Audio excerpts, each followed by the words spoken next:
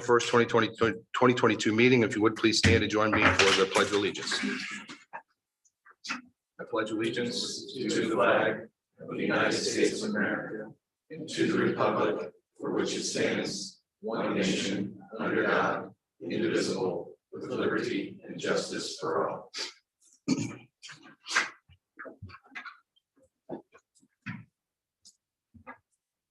All right.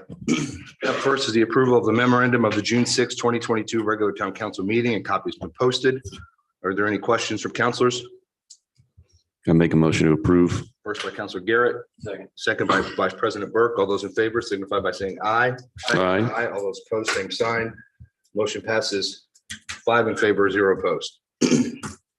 Up next would be the approval of claims. I didn't get claims in my pack. Did you guys see claims? I did not. Okay. All right. I saw claims. You Yeah, did? they should have been in your packet. They're in my pack. TC claims 6/21/2022. All right. 6/15/2022 is the date. Yeah, they're there. All right. It was in the first Oh, got it. email, not because there was a revision to the, Yeah, yeah. very good. Do you want time to review it? We could, can we move it to the end of the? Yeah, if you well, wouldn't mind, let's move it to the end of the meeting. yeah. That's all right. All right, up next would be request to speak on agenda items. Amy, did we have any requests to speak? No, we do not. Very good. Up next would be the mayor administration update. Mayor Styron. Morning. Morning. We'll rev this up here.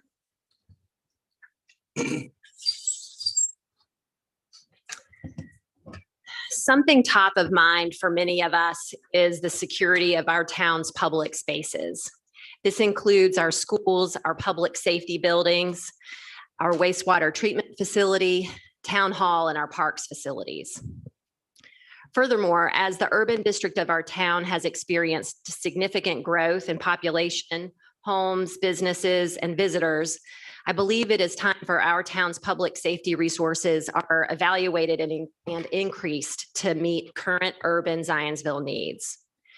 Over the last month, Chief Spears and his team have examined staffing and funding necessary to increase security in these areas. Based on the police department's findings, I recommend that we add 6 sworn patrol officers to increase the authorized strength of the Zionsville Police Department from 38 to 44.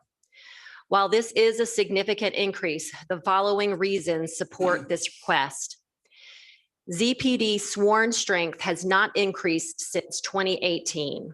And at that time, staffing was increased by 3, with these new positions assigned to the schools to join 2 officers previously assigned to SRO duty. The assignment of those 3 officers in 2018 did not increase field patrol or investigative strength at all.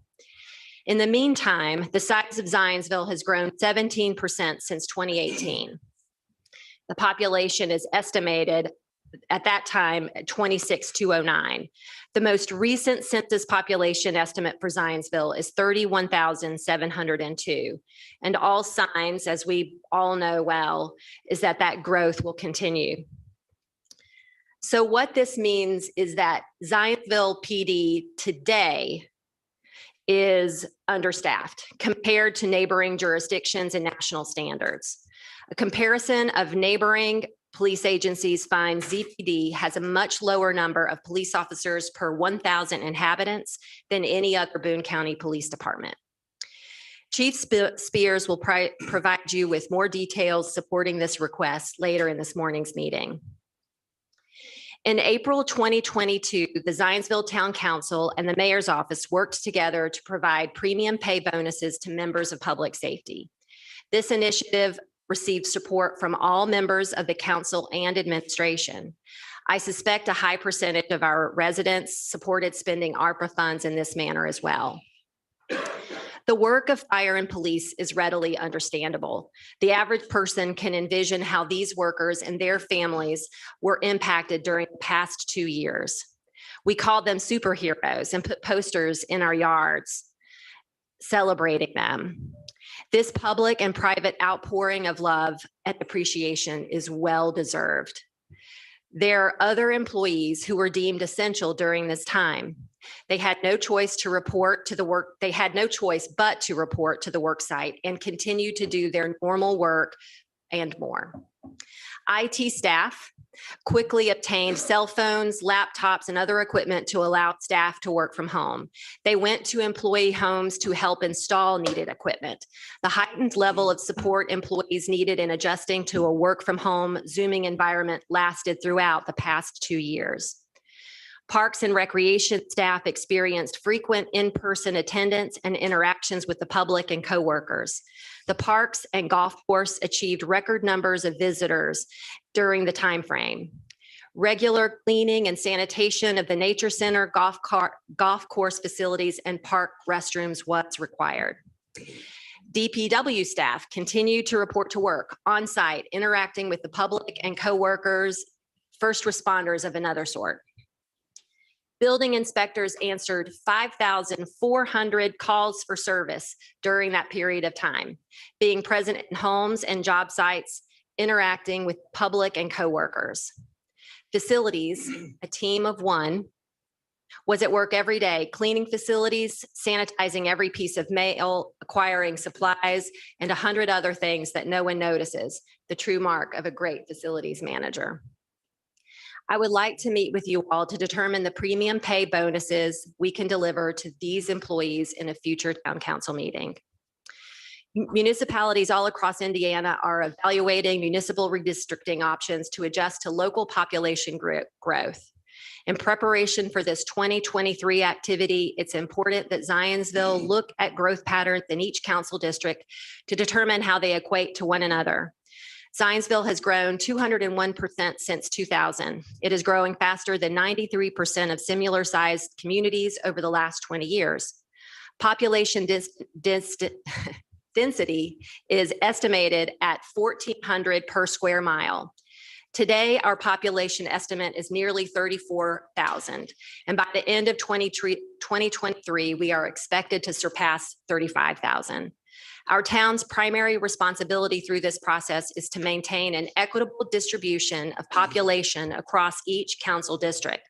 I would welcome the opportunity to work with a subgroup of counselors to evaluate redistricting options and to assist with getting the necessary assistance from consultants to guide those efforts. We continue to have critical gaps in our planning department. At the next council meeting, we will present you our immediate critical gaps in staffing and our plan to solve that. In the planning department, I can share with you, more staff is definitely needed, specifically an inspector, permit technician, director of redevelopment, and another planner one position. We would also like to create an official building commissioner role and perhaps another division under the department, which would be more in line with our neighboring jurisdictions. It's been a long time coming, and it is unfortunate that perhaps many of you will receive this information as new news, but we have an entire department that's drowning in work, and we'll look forward to working with you in terms of addressing those issues going forward.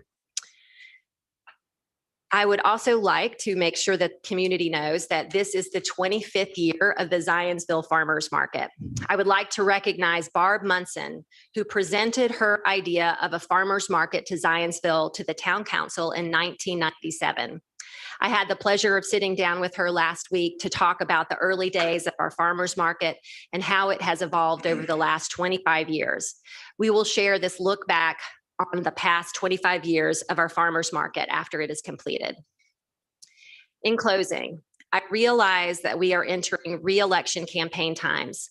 I am committed to working with each of you to keep momentum going on so many opportunities we have in front of us as local leaders. There is more that unites us than divides us. Zionsville is an exceptional community, and I believe every one of us as elected officials will step forward to continue to serve what makes this town unique and to grow with consideration of what our community desires. I may be a unicorn in this room of elected officials, but like each of you, I serve in this role because I care deeply about our town. I am encouraged by the great conversations I have had with many of you over the last month, and I look forward to working with all of you on the issues and opportunities in front of us. Thank you. Mayor, I have just a question. I Yep. appreciate the, I'll reiterate, as we've talked about publicly and privately, planning department, finance department, if there's a plan and we know where the money's coming from, I think you'll find this council open and supportive of Fantastic. doing that. Specific to the police and fire, I know last year in the budget process, we had police officers removed from the budget, and the fire department had requested Well, seven. I was like, we didn't. Well, correct. It was removed. They Right. were removed by Right. your team. Right. But it's to get you a balanced budget. Yep. I mean, in order to be able to fund the budget, we had to give you revenue and expenses that matched, right? That's not entirely correct. I mean, we are at an operating deficit as it relates to the budget. We discussed that a year ago. I think the point that I would make, well, I appreciate increasing staffing for police, the fire department, obviously in the event of some type of mass casualty event or something of that nature, they would be the first ones potentially on the scene as well to help and be equipped medically to help with things. Is there a plan to increase the staffing for the fire department? I think the staffing for the fire department is something we should review as well at the same time. It's my understanding that there has been a number of increases in the same time frame that has not happened for ZPD. So we're trying to kind of get ZPD matched up closer to what the ongoing year after year staffing growth has happened in the fire department. That was part of a sustainability plan that initially was going to be for understanding the staffing needs. Have we completed that sustainability plan? Is that something we have at the start of this year? The whole point was we have a sustainability plan. We're waiting on that to understand better how to staff. Or where are we with the sustainability plan? We are still working with our current financial guru, our financial consultant. So we anticipate having more information with you for all of you as it relates to both current year, future year, and a sustainable kind of look into the future for our budget. As I said to you all a month ago at the last meeting, we have an issue with regard to our lit tax. And that's something that we need to really understand what's the impact and what do we need to shore up as it relates to lit from other sources of revenue. And we are actively working with that. We discussed some of this at our last financial our finance committee meeting, but we've got work to do in terms of understanding where those dollars come from. All right. And the last question I have, you mentioned the growth 201% since 2000 and the idea of the Zionsville Police Department taking over or helping with some of the urban Zionsville needs. Do we know how much of that growth has taken place in urban Zionsville compared to rural Zionsville? No, but I'd love to get that number for you.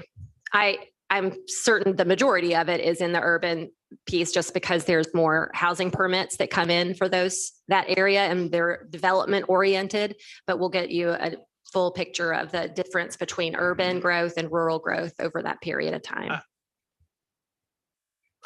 Okay, I look forward to getting that number because I would disagree that I think that most of the permits probably come in the rural area and then are at some point, much like Fieldstone and Brookhaven were just a few years ago, brought after they're developed, they're brought into the urban area. So exactly. I mean, the growth is now in the urban area. It was transitioned into the urban area. So that's where the growth is. But most of the permits come in for the rural area. And the housing and the humans that live in it are now in the urban area because of that transition. Urban? We're rural. Your Stonegate's been there for 20 years. As I say, 16 years probably. Yeah. We haven't done one of those in a long while. All right. Sorry. We haven't done one of those in a long while. No, I think the last one we did was the Enclave, right? Yeah. Mayor, it is re-election season and you're coming to us for 6 new officers, which I think I'm interested to hear about. What are you planning on cutting now that this is your new priority? Well, I think that's something we all have to talk about, and that's something we need to bring forward. It is something that we need to figure out how to fund. And I looked at that as a joint effort for us to take a look at what can we cut or what can we look at in terms of the revenues coming out of the years to come, particularly as it relates to lit. Yeah, that's the balance, right? Because if you're projecting revenues, that can be wrong. If we're looking at actuals this year, that is right. Officers are great, but officers are recurring charges versus one time. Mhm. I just want to make sure we aren't getting, I mean, you talk about 6 new officers, you talk about 5 in planning. I know finance needs some. I mean, you're talking about 13, 14, 15 people. That starts adding up real quick. And if we It start doing does. that every year and the projected revenues don't match up, We're I going to just have to don't- make some choices for Right. sure. And So- and I definitely am going to say I lean into public safety as being where we make those choices. That's something that we need to make sure we have the police resources necessary to keep our community safe. I don't disagree. It's hard to understand how we make these choices when we still don't understand where the finance system is. For 2 months now, you've been telling us we're going to have an executive session. So you're going to tell us where the finance session is. Is that coming, that meeting? I'd love to learn like what the hell's going on. I think our attorney has been working with your attorney to talk through that executive session. I'm afraid I don't have details in terms of what those conversations have yielded. It shouldn't take 2 months. Like, let's do it this week. I'm around. Like, we don't need to go Again, through attorneys. Like you talk about having conversations with us. Like this Yep. should take days to set up, not 2 months. Like, I still don't understand the finances, and we keep getting asked for more and more and more. Even if I'm supportive, Sure. it's hard to even evaluate those if we don't know where we're at. So I'm just asking, like, and if it's on our attorney or your attorney, whatever, like, let's get on it. Great.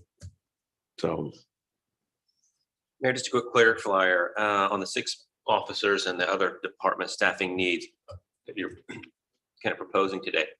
That would be for 2023 budget, all of these positions, or are there immediate needs that you feel like you have now that you're asking for? I think the needs were needed in the past. So I think it's an immediate need, but I think realistically, we have to work through all the things that Josh and Jason have outlined in terms of make sure we have the recurring revenue to support our staff. That's fundamentally a part of this discussion. Thank you. Quick question. You mentioned that Chief Spears was going to be presenting later, and I'm happy to hold my questions for Chief Spears because I have a couple, but I don't see it on the agenda. Is that? It may not be on the agenda, but he's available to speak to it in more detail. But I was thinking maybe is there a police commissioners meeting after this? Yeah. He may be I'd love to bringing hear- it I'd to love you, to the hear it next now. police commissioners. Okay. Well, then in that case, because it's not on the agenda and I do have a couple questions, I'll direct them to you. And if you want to turn it over to Chief Sure. Spears, that's fine. Yep. So obviously, if we need police, I'm all for it. But we're talking about adding 6, and we need you've already addressed, we need to better understand where that 17% growth is coming from, urban or rural. But also, before we add 6 police officers to patrol the urban area, because the rural area is patrolled by the sheriff's department, I think we need to pull back our police officers from patrolling the rural area. If you're saying we don't have enough police for our current coverage area, then quit trying to cover 3 times as much territory. I think that we are responding and dealing with calls for service in the urban area. If our police department finds themselves on a country road, I don't know that that means that they're necessarily spending their entire patrol period there. They are, Okay. because I live in the rural area hmm and I pass 32 and 421 every single day, multiple times a day. Uh-huh. And they sit there and patrol that intersection, Okay. 2 of them at a time, 2 at a time. 2 at a time. Is it a dangerous intersection? The roundabout? No. Okay. No, it's very rare that. Well, I'm sure that the chief is happy to hear you share that information and we'll look into it for us. I just think before we add 6 to patrol, we should maybe quit patrolling the areas that we're not in jurisdiction of. Yeah, I mean, I think to that point, it would be good to know what we need to patrol the areas we're supposed to be patrolling. Right? Chief Sears may have a presentation if we want to hear it. I don't mean to jump you, President Plunkett, but No, sure, by all means. Yeah, do it. Awesome.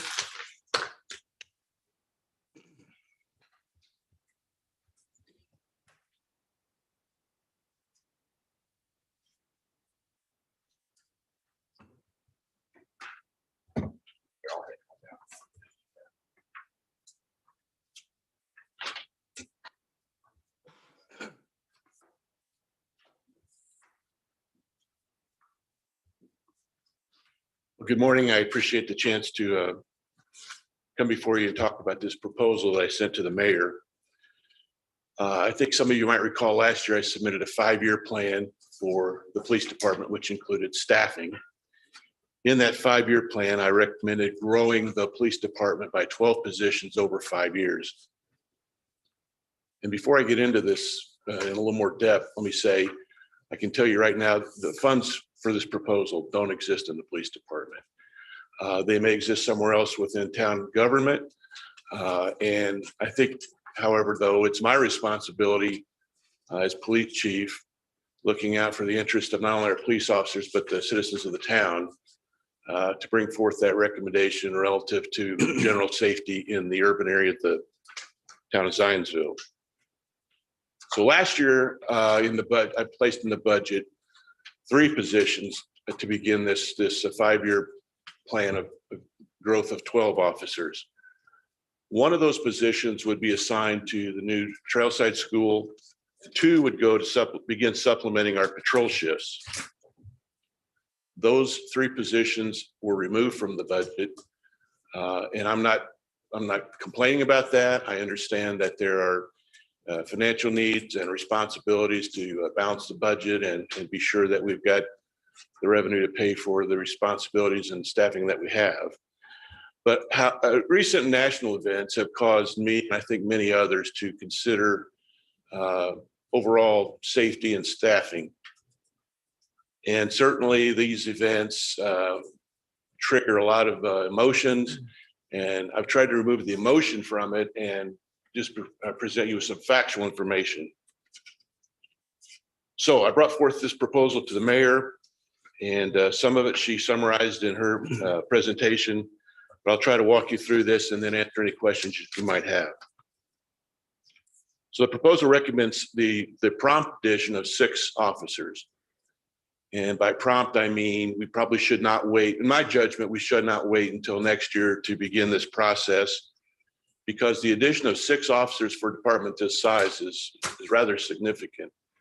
And I would probably recommend that we do it in a staggered fashion so we don't overwhelm our field training officers and their ability to train these officers.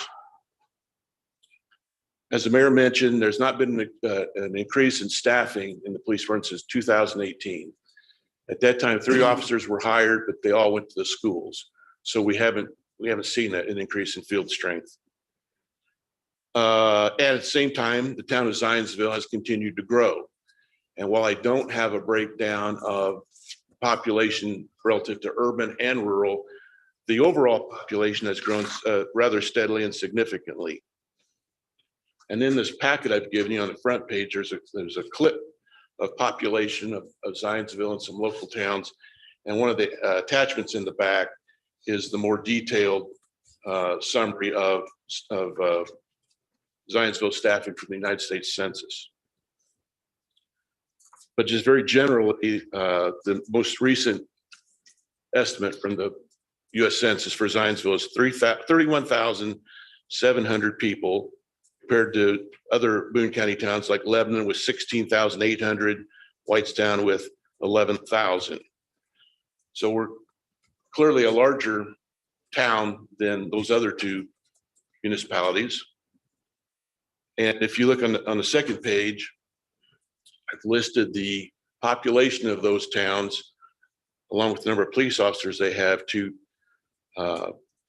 prepare a ratio of police per 1,000 residents. So Whitestown, with a population of about 11,000, has 35 officers. So their ratio is 3.16 per thousand. Lebanon is 2.49 per thousand. And Zionsville, I've broken down two ways. One, with the total number of officers we have, which is 38. And per thousand, that's 1.19 officers. But 6 of those officers are assigned to the schools. So for all intents and purposes, we have 32 officers, which puts our per thousand ratio at right at 1.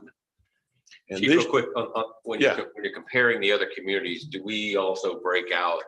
I mean, I'm sure they have the same scenario where the school resource officers are included in their overall. no, It's not. no, if you look at the asterisks there, neither Whitestown nor Lebanon assign police officers to their schools. So those officers are all in patrol or investigative assignments. Gotcha. Thank you. Sure. So actually, when I said at the beginning, we haven't increased since 2018, we've actually gone the other way. We've gone down because of the new Trailside School. We're actually down to 31 officers. Actually, that's wrong. We're down to 32 because we lost one at Trailside. The next exhibit I have here is, and there's a copy of that in the back as an attachment as well. But regularly, the FBI prepares a report with a variety of topics and information relative to law enforcement. And one of the reports they prepare is titled Full-Time Law Enforcement Officers by Region and Geographic Divisions by Population Group Study. So there's a link in there if you're interested in reading more about that, and there's a summary of that on the back page of this handout. What the FBI found, and this report's interesting because it's not just police departments, it's broken down by region. So within the Midwest, for police departments size 10,000 to 24,900, which would probably be our urban area, they recommend an average of 1.7 officers per thousand. And for populations of 25,000 to 49,000, the average is 1.5 officers per thousand. So if we use the higher average, Zionsville should have 54 police officers. If we use the lower average, we should have 48. We currently have 38 with 6 assigned to schools, so we really have 38 officers compared to the numbers that the FBI recommends of 48 or 54, depending on the population size you select. Just as a summary of where those officers are assigned, 6 are at the schools, as I said earlier, 23 are in patrol, 6 are inside to investigations, and 3 have 3 administrative officers. I think the 6 new officers being requested are necessary for a variety of reasons, including improving and increasing safety in schools, in addition of an officer at the high school, and to supplement staffing at the school as necessary. And as equally important is to increase the size of the patrol strength in the town. It's very important to have officers in those schools, but at the same time, a responsibility to the people of Zionsville. So as we lose officers to other assignments, to schools and so forth, the field strength begins to diminish. And that means neighborhoods may not get the same amount of patrol attention that they deserve. Now, it's expensive. I'm not going to sugarcoat it, and I've tried to break that down. The recurring cost for an officer is right at $122,000. And I've listed all those things that provides for: salaries, 401, health insurance, all those things. And you can read those for yourself. I'm not going to read them to you, but the total recurring costs for 6 new officers is $730,000. There are one-time costs which contribute to this, and those are about $74,000 per officer. And those include things like vehicles with equipment, radios, weapons, body cameras, all those kinds of things. Now that figure can be reduced somewhat because Many of these items we already have in stock, we won't have to buy. Some of the vehicles could be retained a bit longer and reduce that price. But again, there are significant one-time costs. So when you add those all together, the recurring costs and the one-time costs, it's $1,174,000 to add these 6 new officers. And to get those officers quickly is a challenge because we are competing with neighboring departments who are also recruiting. Indianapolis is recruiting, Carmel, really everybody's looking for police officers right now. So if we hire officers that have not been certified by the Indiana Law Enforcement Academy, we're looking at a long period of time before they're available for assignment. They would come to us, we'd hire them, they'd go out on ride-alongs with our officers until the training academy opens up. They're in there for several months, and then they come back for field training for several more months. It's a long time. So my recommendation is that we should begin to aggressively recruit for lateral candidates that will significantly decrease the amount of time necessary to put these officers into service. And if it's approved, we have a great opportunity now to recruit because we've got some officers who have some time off this summer from the schools that could help us with that recruiting process. Next page shows the organization of Hey, the Chief, police. if we do hire a candidate that's not been through the academy, and I'm not sure what percentages there are, even in our department or others, of folks who have completed that training or not. That'd be interesting to know. But if you hire someone who's not, sounds like you can. Yeah. Are they then considered full-time employees during the ride-along period and during all the training and everything else? So you're just absorbing those costs while they're doing the training. But any guesstimate in terms of either your department or just law enforcement in general in central Indiana, what percentage of new hires have been academy certified and those who are then sent through the academy after being hired? This last time we hired 3 and 1 was certified. And I think that was true the last time as well. We had, I'd say about a third of the officers we hire are already ILEA certified. So if someone's interested in becoming a police officer, they can go ahead on their own dime and go into the academy. I mean, how do we make sure, are they coming from other departments? How are we hiring folks who are already certified? Because some other departments already paid to send them through? Yes, that we would not have to deal with the cost of that training time or the delay in getting them out into service. But it's important that if we recruit on a lateral basis, that we do it with a lot of scrutiny, because we don't want anybody coming to our police department who's perhaps disgruntled where they're at now. We want someone that understands what the work in Zionsville is like, that it's much more service oriented, and we want to make certain that they would be a good officer for us. Mm-hmm. Thanks for clarifying. Mm-hmm. So the next page shows the organizational structure of the police department. And in red is where I propose that these new officers would be assigned. As you see, 2 go to the schools, and 1, our patrol shifts are 12-hour shifts, and there are 2 sets of days off in each shift. So we have 4 squads, if you will. And I would assign 1 to each of those to begin that growth in patrol strength. Now, the nice thing about that is if we have more strength, particularly at the daytime, then those officers cannot also supplement the schools. If there's a need, if an officer is ill or has a doctor's appointment or whatever, we have officers available to reassign to the schools.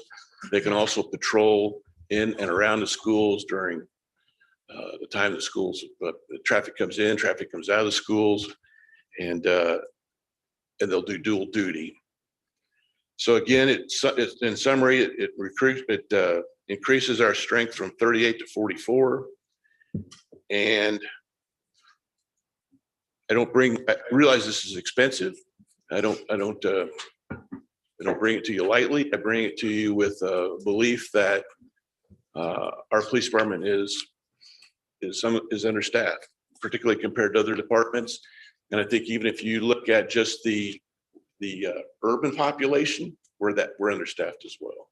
Is the urban population? I don't know. Then you can't know if we're understaffed. Well, I can make a great guess on that. If you go back to the first or the second page, I would guess we're at least the size of Lebanon, and certainly the size of Whitestown, and their officer ratio per thousand is significantly higher than ours.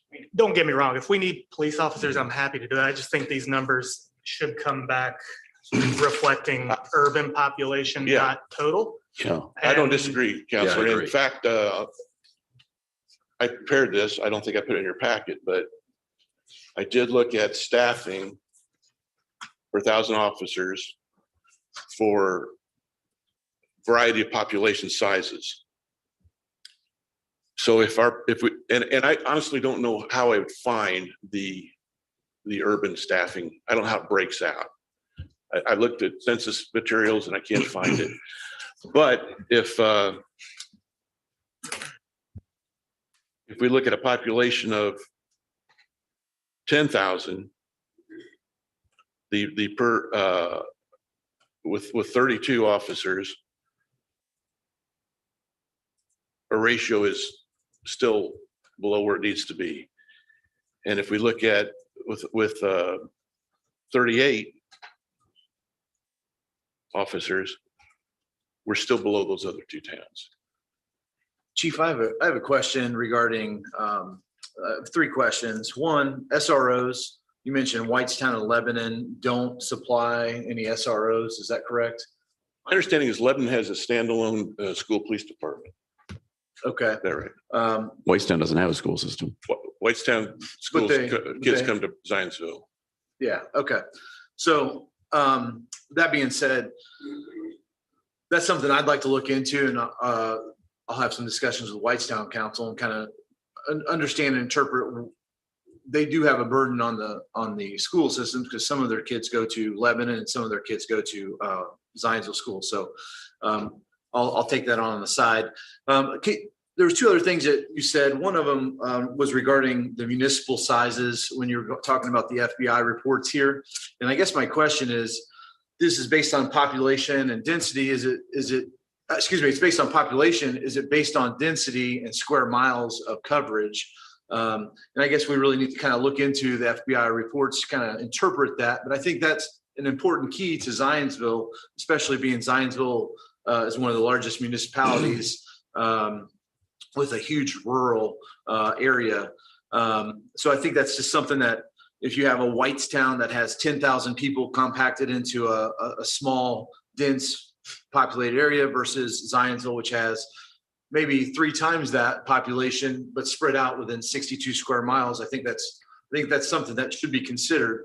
Something else along that same lines, I do support hiring more police officers. I don't know that I can be on board for 6, especially at the cost of 1.1 million when we're already over budget. But you mentioned that Zionsville is a more service-oriented community. What is that? What role does that have in hiring police officers for the densest, as the population is a certain density? We talked about that. What does that mean with the service-oriented versus, I don't know. I want you to elaborate on service-oriented officers. Yes. Well, I think the run load and the crime rate provides a unique opportunity for officers in Zionsville to become much more involved in the community, to become a big part of working with the neighborhoods, working with the community. By that, I mean spending time visiting with store owners, with faith community, with the church, or with schools, and being able to provide that service and support that the people of Zionsville seem to crave. So that's different than some other municipalities, say Indianapolis, who's going on calls for, domestic Right. Yeah. drugs. We're not booking, a large number of felonies that require extensive manpower. But at the same time, we don't want to get in a position where we have to book any felonies. And we have a very, very high rating for safety in the state, in the country for that matter. And I'm proud of that. And I understand that doesn't just happen. It happens because of the hard work of our police officers, but it also happens because of the support that the community has for the police department and the way they interact with us.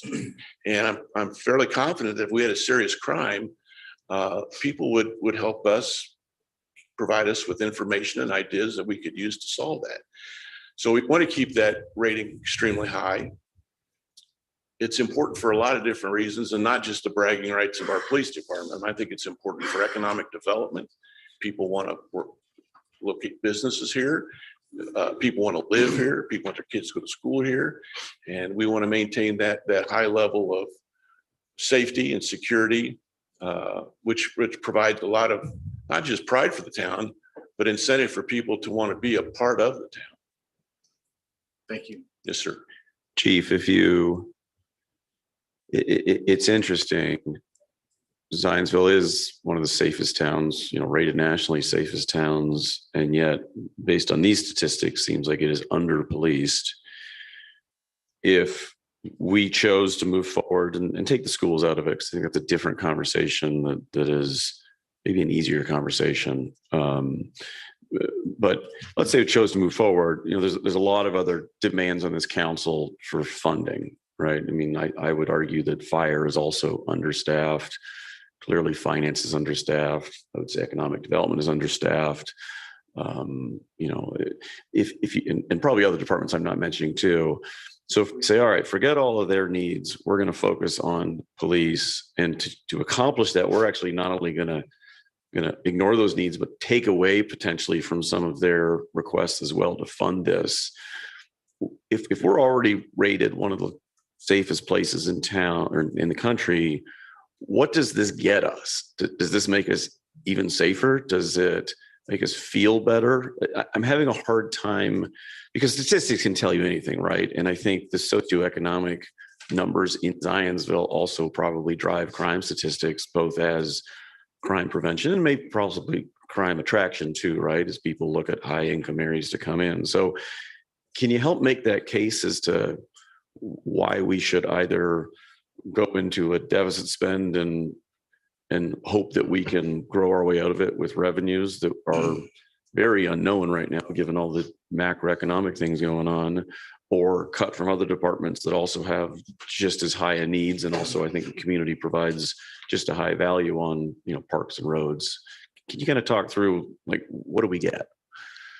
You're right. It's expensive, and I feel like I'm just playing my position. My position is not necessarily to say I agree that all that money is there to be spent for the police department, but to bring forth what I think is a reasonable recommendation for staffing.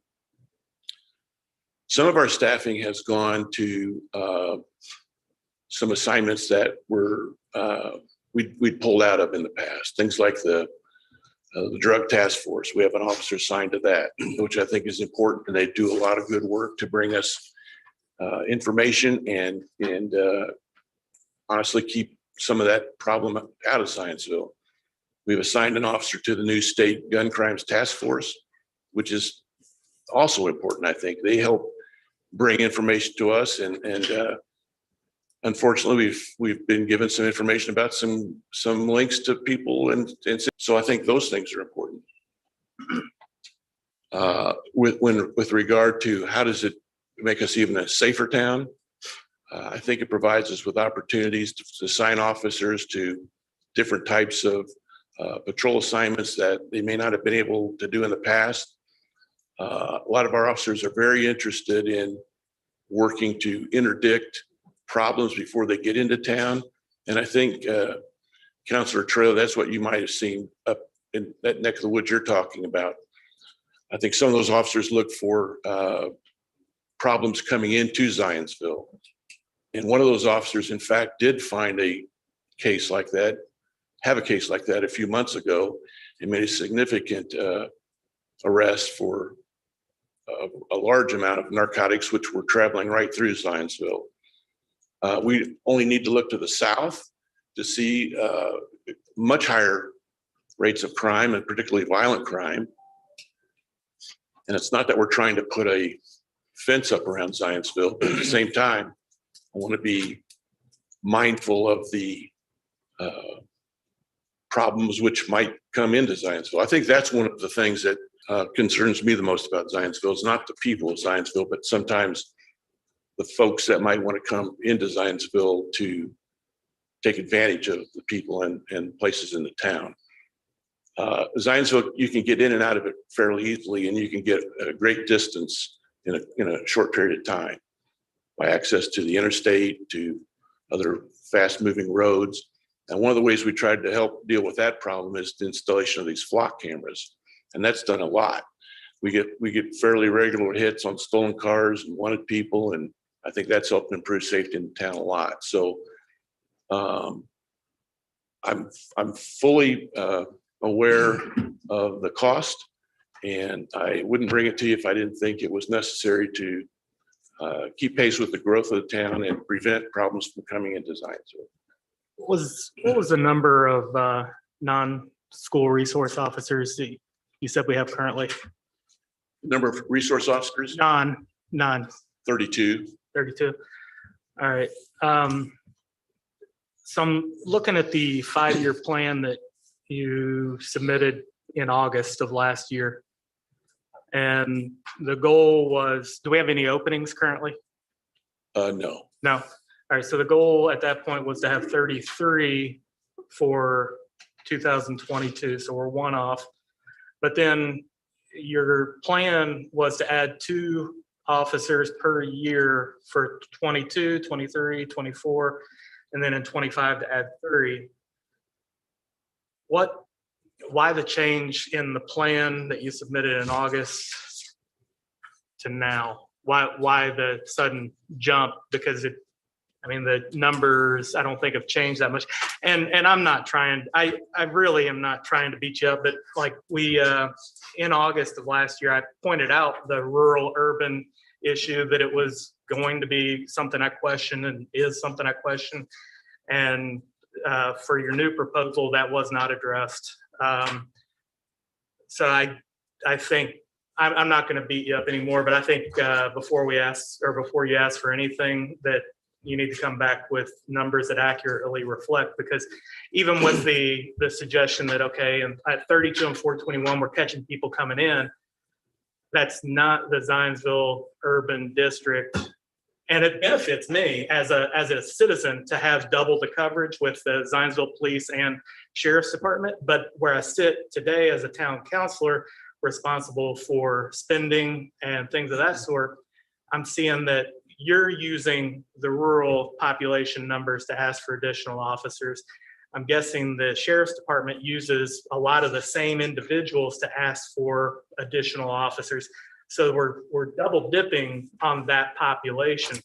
It's no different in my mind than if we were to start patrolling down to 71st Street in Indianapolis. That would help us catch people coming towards Zionsville. I get that, but that's not where those tax dollars pay for people to patrol. Yeah.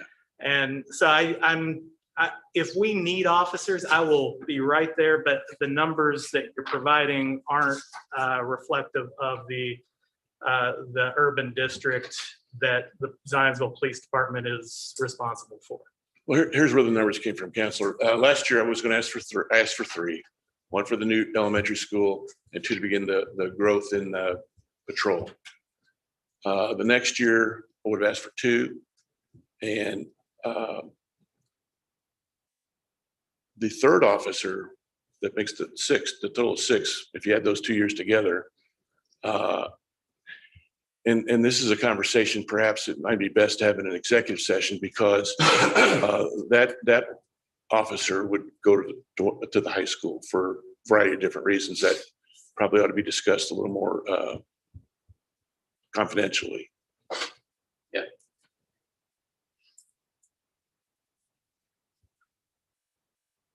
Any other questions? Thanks, Chief. Thank you. Thanks, Chief. I will say just real quick, Mary, you might remember we met in March, March 18th, actually, and you'd made the comment that the budget was the council's, we're the fiduciary body, we approve it, we control it, et cetera, et cetera.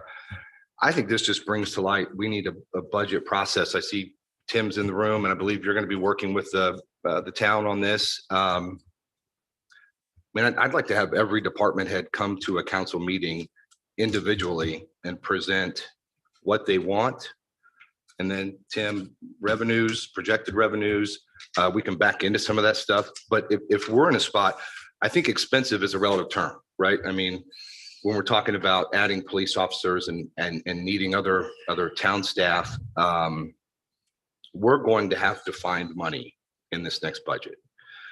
The only way we find money is to know exactly what needs to be spent.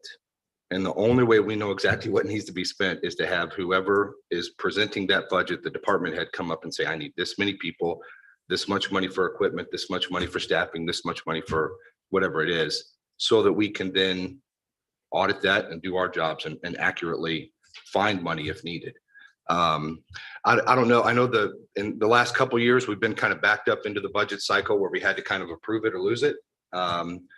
This is, June 21st, and I'm certainly hopeful that we can start that process in the next month or two, where we can have, obviously with the task force and the police department, the fire department, and that kind of stuff, it may not make sense to start there, but if the planning department is something that we know we need help in, the finance department is somewhere we know we need help in, maybe that's kind of from a budgetary perspective where we start. I'd certainly welcome input, or is that acceptable to you? Can we do that?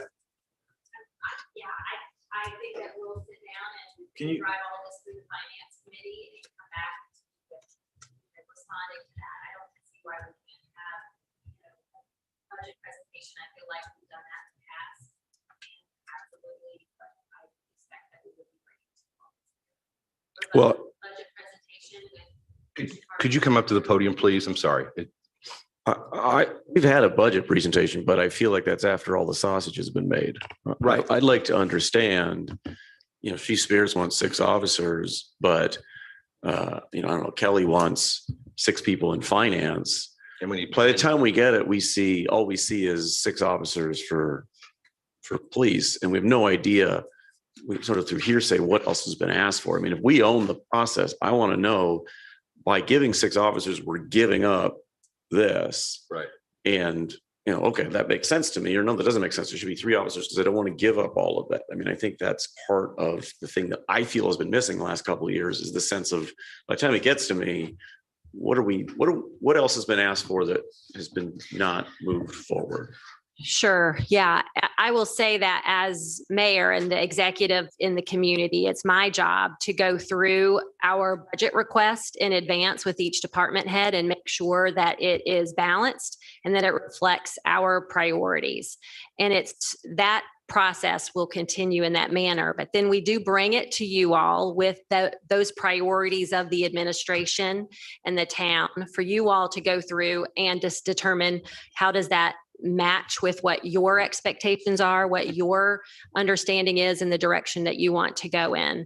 I don't see us having a double budget hearing in terms of each department head coming to the process that I have as the mayor and then bringing it to you in a separate component, because it first gets built in the administration and then we go through it to determine how is this funded? How does this mesh with our our 4-year plan that we have?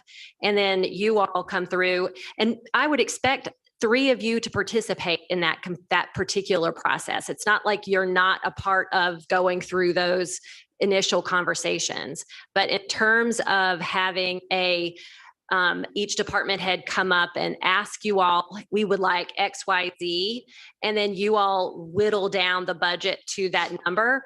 That is not the approach that we've used in the past. And I think the approach I in would the past agree. has been I would agree bad. with that. It's not been what's been used in the last couple of years. That's right. It is what has been used prior to that. and That's we right. Never had any budget concerns or any problems. In fact, the fire department had surpluses, the police department had surpluses, and we've never had those problems before. in the We have last couple- surpluses in both of those areas now in their funds. We have lots of dollars in each of the funds. It's the appropriation that has been, that we've been looking at. And appropriation tied to incoming revenue that is regenerative, that is every single year it's added to the budget. As we've discussed, that fund balance is that one-time investment. And it's been the restriction associated with mostly local income tax that has restrained the annual budget in the last couple of years, which I believe we could ask Crow in terms of what they see some of those revenue projections looking like in terms of recurring revenue.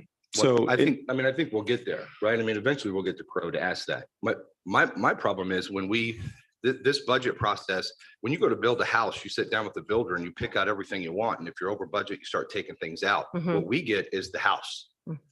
And then we're told we'll find whatever you need to take out. Well, we weren't involved in the building of the house. We weren't involved in the building of the budget. So we don't know where the money is.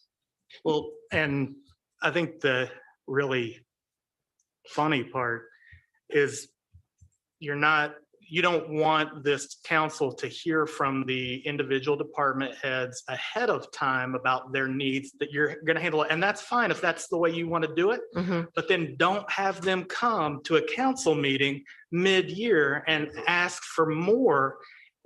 If you're going to be the go-between, then you come to the council and ask for more because you cut that off before it ever made it to us for budget. Am I making sense? Yeah, there? our involvement in the budget process, case in point, last year when Chief Spears comes and says he needs new officers, our engagement and involvement in the process was we're removing this officer and this is an optional officer. If we need him or her, we'll ask for an appropriation. Well, If you recall, if the we had been reason those given were the taken. opportunity to look at that from the beginning, we may have found money to find or pay for that officer. We were never given that opportunity. We did talk about those things, and the issue with the council was and continues to be, is my understanding, is if it's not funded through our recurring revenue stream, then we can't invest in that because it's not, it isn't sustainable. And we talked about that during the budget process. And what we're bringing to you today is we've got new revenue numbers. We can see where we can afford these now. we do. This is the first we're hearing about that. Who has the Right revenue now. numbers? We have had a growth in those income tax. So But we don't have maybe you numbers. should We have just, led with that when you're asking for more money is, hey, we've got more money. Now here's how we'd like to spend it. Not, hey, we want to spend more money and not tell us. I think what we wanted to do today is introduce to you a response and a plan with regard to school safety. We did not have a budget request. We wanted to share with you these ideas that the police department has as it relates to growing their strength and in terms of being ready to prepared for growth in the schools and where we're going to have potentially new growth in the areas around the schools. What are the new revenue numbers? We're the fiscal body. No one sends us new revenue numbers? I think that what we're talking about is the intention and the growth that we intend to see with regard to changes in patterns of population and development. I don't know what that means. Do we have new revenue numbers? No, we do not have new revenue numbers to share with you. We are just talking about the police department going forward and what we are seeing and recommending for growth in our school system, which the chief broke down, and growth in our urban district. I think that something we probably need to make sure you all are aware of is when an area that is rural transitions into urban. Do you all have a sense of when that happens? Do you get that information? We do it. We do it. We Okay. just did that a couple of years ago with Okay. the enclave. That's what we were talking about earlier. Yeah, we're the body that does that. I mean, I don't know. the whole point is if it's $121,000 to hire a police officer, given the budget, let's say the police department's budget is $6 million. If I knew what was in that budget, every single dollar and what we could take, if I was able to sit down with anyone and say, what can we take out? What can we add? What can we do whatever with? We could have found $121,000. We were never given that opportunity. And all I'm asking for now is to have that opportunity. And we're in agreement here. You think we need more officers? I think we likely need more officers. This council, if we can prove that it's needed in the urban areas, likely needs new officers. We're all on board, but we got to find the money. And if we can't find the money, we can't pay for them. That sounds great. So hold on a sec. 4 minutes ago, you said we have new revenue numbers. 2 minutes ago, you said we don't have new revenue numbers. So we do not have new revenue numbers. I think what I'm saying is that we have projections for revenue that show growth. And I don't want to say anything specific because I don't have anything in front of me to share, and I don't want to mislead you in terms of those numbers. But I do know that we are looking at growth in the future.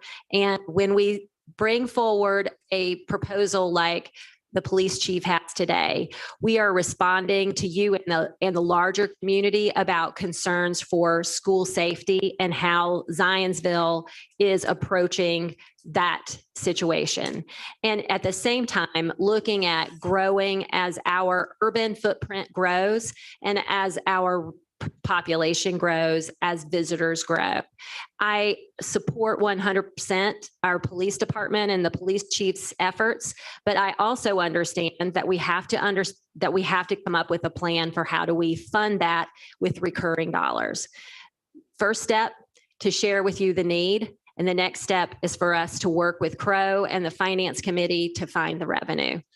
So here's my ask, because you mentioned a lot.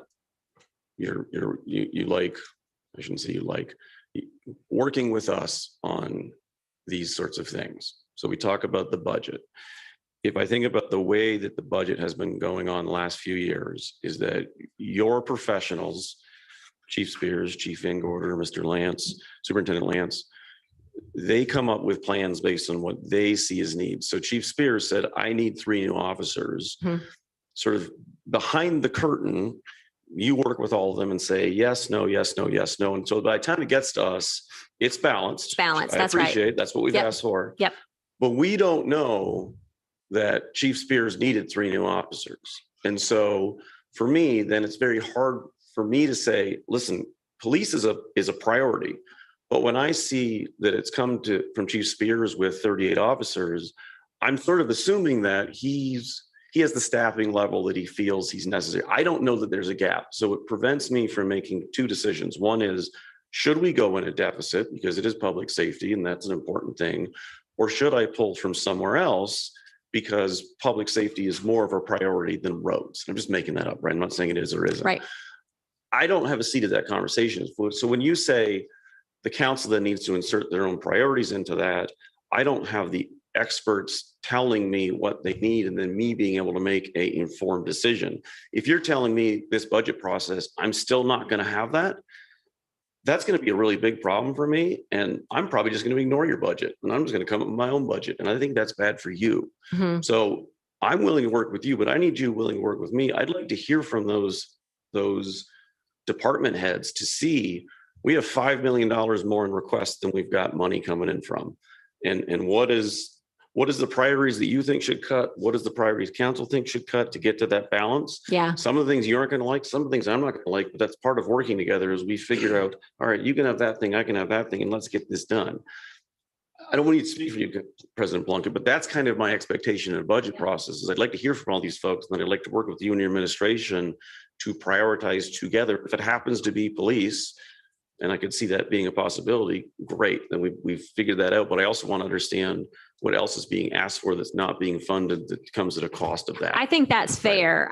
What we want to present to you is a balanced budget. And we can also share with you some of the things that were requested and not seen as priorities for this administration. Absolutely. That sounds good. That'd be great. Great. One Thanks. last thing, Mayor, you mentioned in your presentation earlier about redistricting. Can you elaborate on that? I caught a piece Yeah. of that. You said redistricting options. That's right. That's right. Is that So this, politically or it's legislative bodies redistricting across Indiana. And so what that means is some of you are townwide and some of you are assigned to a specific district. For example, Craig, what's your council district number? District 3? District 3. So today, District 3 has a certain amount of population in it and a certain amount of square miles in it. And that's the same for every one of you who are not an at-large district. So this doesn't count for Brad, Counselor Burke. This year, each legislative body is required to look at your council districts and assess population. And if there are gaps or things that are outside of an equal kind of population among those different districts, there needs to be lines redrawn so that to the best of the ability, every council district has an equal level of population. So some areas have grown tremendously over, several years, a decade. I don't know how long it's been since the last redistricting effort was. Was that 10 years? Is it every 10 years? So over the last 10 years, we've seen tremendous growth. And I would expect that we'd see some changes in terms of those district lines.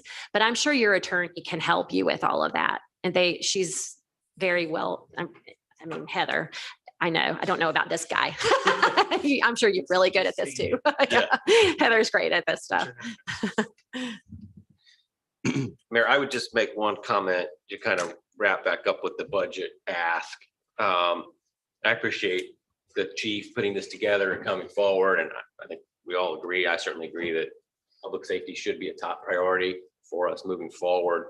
I think we have to justify paying for a lot of that. My concern is that we're proposing $1.2 million today as if it's presented, like this is a priority that you would like us to consider. But it's a siloed component of the budget. It's not comprehensive at all. We're not seeing a balanced budget. You said your goal is to present to us a balanced budget. There's just a discussion of the process, whereas some people like to make the sausage. You like to present the packaged sausage, I guess, to some degree for the town to vote on. You're proposing that we add $1.2 million, but we haven't heard from the other departments. So I just want to be that within a balanced budget, you're telling me, I'm just listening to you, that what you would want is $1.2 million of new budget spend here, whereas I haven't seen the comprehensive budget. You haven't gone through that process. So that's absolutely true. I'm not here to go over a comprehensive budget or to really talk about the next year's budget specifically. This request for school safety resource officers and more, just more general requests from the police department is with regard to an immediate need that I believe we should have in terms of shoring up our current Zionsville Police Department. That's why it came today. It's not necessarily a preview for the 2023 budget, although we'll certainly happily take that during that time if that's what the council that's decides. what my first question was. Is this a 2023 budget issue or is this an immediate need that you're asking for now? Because if it is a 2023 need, you may very well come back to us after you've condensed your entire department and sat down and you figure out what you want. You may very well come to us, even though we've now heard 1.2 million, you may present to us in September half that, a third of that. Right, we don't know because you have to take a look at your entire town budget, and then you'll present to us what you think your priorities are as an administration. So this may not be there unless you are saying we need some of these dollars now. It's not part of the budget process. That's a different question. After Uvalde, I asked Chief Spears to take a look at what do we need to really work towards not having a situation where we couldn't manage a active shooter event, if we couldn't manage a situation like that. And he said it had been something he also was top of mind. And he had been working with his team to start thinking through what does the next iteration of the Zionsville Police Department need to look like? Where do we kind of reinvent ourselves in terms of from where we have been in the past? And this is the presentation that he provided you today. And he provided data, he provided what the needs are. Inaccurate data. And I stand by what he has provided and support his request.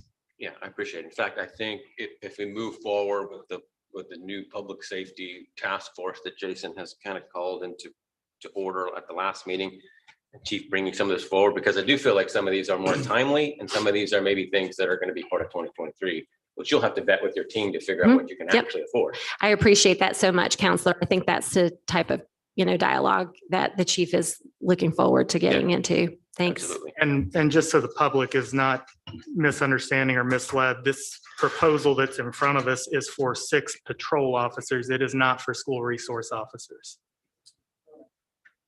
All school resource officers are patrol officers, just FYI.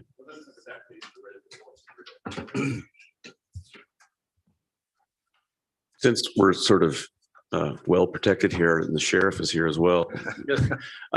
Sheriff, I know you've been listening to this. Is there any, if you don't mind coming up, is there any comment you have sort of talking about urban, rural and staffing and schools? Your department is a good partner of our department and of our community. And I think sometimes people don't realize that you service a large part of Zionsville as well, correct?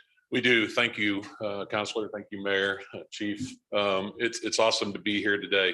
I'll be brief. I do want to make a comment, and that comment is I moved to Zionsville in 1983, and I made a commitment to the town of Zionsville, and that commitment is still there. What I can tell you is I became a police officer in the early 80s here. And so I've been around for a long time. I've been around through the reorganization committee. I was part of that with Candace Ulmer, Jeff Papa, and all those. And we made a commitment back then to take care of the rural areas from the sheriff's office perspective. And I just want to assure this council, the chief of police, the mayor, that commitment still stands and will stand not only with me when I finish out my term this year, but with Sheriff-elect Harris. So you have our commitment for that rural area coverage. We are in unprecedented times from a law enforcement perspective. It's hard to keep people, it's hard to find people, and we have those challenges every single day, that the same challenges that the Zionsville Police Department have. But we've been great partners with you. You guys have been great partners with us, and we'll continue that commitment. And anything that we can do for you in the future, please reach out to us. Sheriff, can you just sort of talk about, as there has been growth in the rural area as well, how do you accommodate that from a staffing perspective within your own department? Yeah, so with the public safety lit tax that we enacted in 2016, took effect in 2017, we were able to hire people, deputies, to take care of those rural areas and the rest of the county. This clearly, Whitestown, Zionsville is the most populated area in our county. And we try to staff our deputies the best that we can in these areas. If you look at our response times are very good. Our deputies cover 454 square miles. We split it up in areas. But what I can tell you is that our response time is very good, not only in the rural areas of Zionsville, but throughout the entire county. So we do that. Again, it's hard to find good police officers. It's hard to find police officers today. And frankly, some of the young folks now are chasing paychecks. So everybody has that challenge across this country. We do the best we can to do that. But I think we do a very, very good job of taking care of the rural folks in Zionsville. Like we made that commitment years and years ago on the reorganization, and that commitment stands. Thanks, Sheriff. Thank you very much.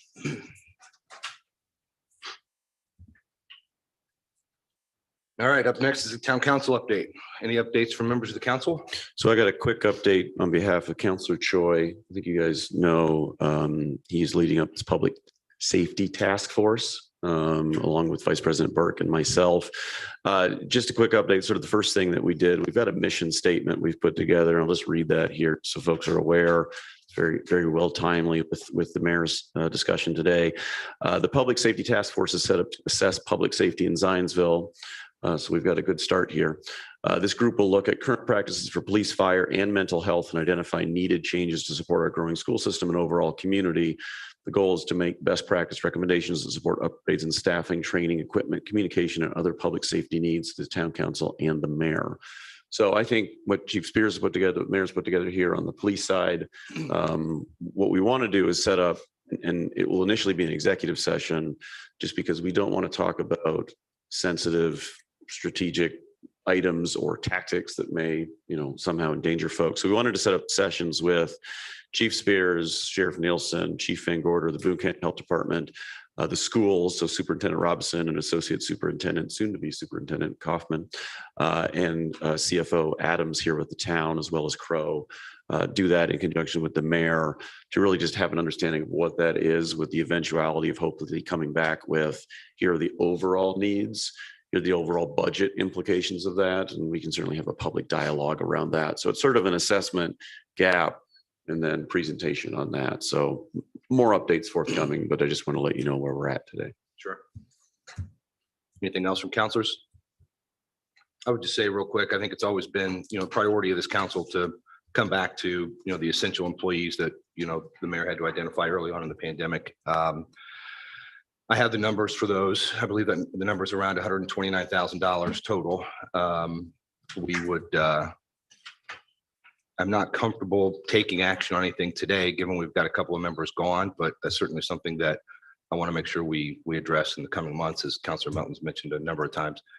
And I think, as Vice President Burke has said, we'd like to hold some town hall meetings about how the community feels like we should spend the money and invest the money.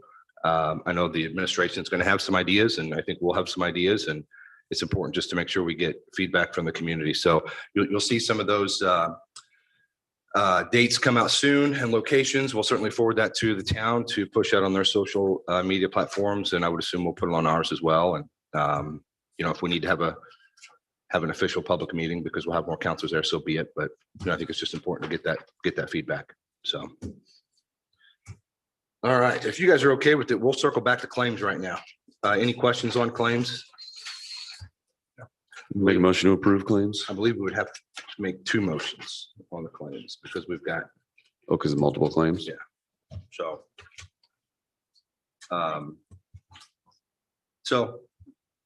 go ahead, Councilor Garrett. Well, all I've got is the motion to approve the June 21st. 21st. Yes. Sorry. Yep. Second. First by Councilor Garrett, second by Councilor Melton. All those in favor signify by saying aye. Aye. All those opposed, same sign. Motion passes 5 in favor, 0 opposed. Up next on old business is a consideration of an ordinance authorizing the town of Zionsville, Indiana to become a member of the Central Indiana Redevelopment Authority pursuant to Indiana Code 36-7.7. This is a final reading. This is ordinance 2022-07. As you guys recall, we went through this at the last meeting. A couple of meetings ago, we had Mayor Jensen come and talk about it as well. Are there any questions or any follow-up on that? I think we're all been supportive. The question we don't know is, will there be, a financial component to this at some point? I hear there is, but it doesn't sound like there's anything for 2022. Right. That we would have to worry about for budget reasons. Is that right, Mayor? Okay. If there's nothing else, I'll make a motion to approve ordinance 2022-07. Second. Second by Councilor Trailer. All those in favor signify by saying aye. Aye. All those opposed, same sign. Motion passes 5 in favor, 0 opposed.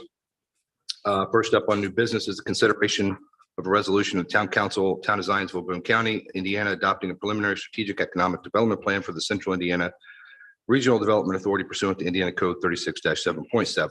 You guys will recall this is a resolution, an accompanying resolution that's required for the ordinance we just passed. So, any questions on that?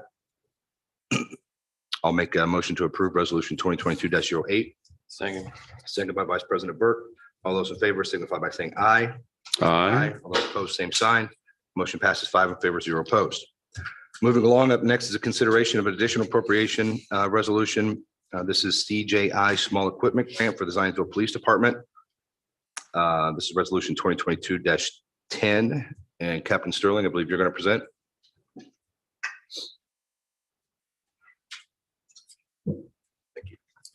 Morning, Council. So in front of you is a resolution to appropriate $5,000. This was obtained from the Indiana Criminal Justice Institute in the form of a grant for small equipment, specifically for tasers. It's in the amount of $5,000, and we're requesting that be appropriated into the police department fund so we can begin to use that to purchase new tasers. So this was a grant we won that just needs to be then spent. Correct. Yep. It's in the general fund now, unassigned. We'd like to appropriate into our fund. We had tasers before? Yes, every officer has a taser currently. Oh, okay. Got it.